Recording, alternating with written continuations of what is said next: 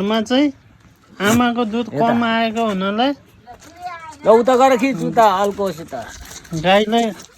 गाईको दुध चाहिँ ट्याक्क लगाएर बोकालाई खुवाइँदैछ है गाई। बोका चाहिँ यसो तन्दुरुस्त होस् भनेर क्या मजाले खान्छु ल हेर्नु त। आमा दुध पुइदिया भयो यो गाईको दुध खुवाइरहनु पर्दैन थियो। आमा दुध अलिक कमी भएको कारणले गाईको दुध पनि खुवाइराखिएको छ है गाई। आमै छैन यसको ए आमा पार्टी प्यालेसतिर पुगिसक्यो अरे त्यही भएर चाहिँ खुवाएछ है। यो चाहिँ दाईको घर हो। मलाई नि खासै जानकारी थिएन।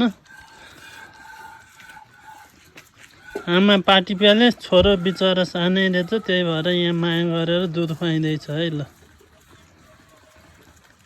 यसको दुईटा होइन हो नि यी दुईटै ए दुईटा अरे सेल्फी पिस सेल्फी पिस यो चाहिँ दुईटा कति आनु है गाई ल। त्यत्रो दुधदानीको दुध सर्लकै भ्यायो है ल।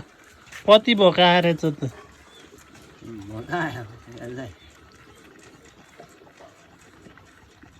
दिनभरि चराएर ल्याउँदा नि अगाएन छ। एक भाँडो दुध सर्लकै बिचरा। अब 1 महिना खान्छ गाइस। अझ 1 महिना खान्छ अरे ल। अनि त ठ्याक्कै खसी बनेर बेच्न पनि बेला हुन्छ अर्को 6 महिनापछि। ल दुध सिद्धिँदा नि तानिरहेको छु। कति प्यास लाग्यो बिचरा। सेल्फी पिसमा किर्न लाग्यो सेल्फी पिसमा किर्न लाग्यो अरे।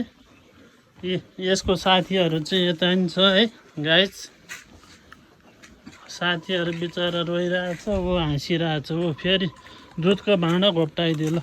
छ कि भनेर खानु खोजेको छैन रहेछ है त गाइस ल।